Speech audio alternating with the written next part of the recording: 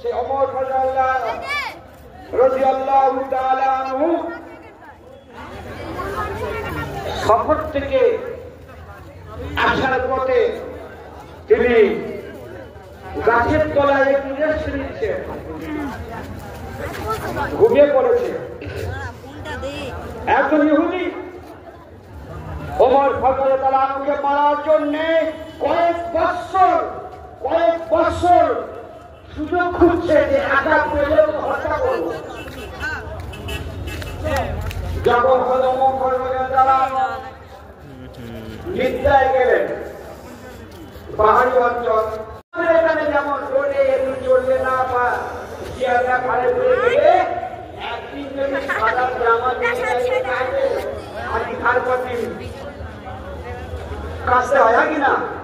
আরবে এমন আল্লাহর রহমত, আপনি যদি এক মাস থাকেন আপনার জামা কাপড়ে বিভিন্ন রকম ময়লা হবে না, ভয় নেই।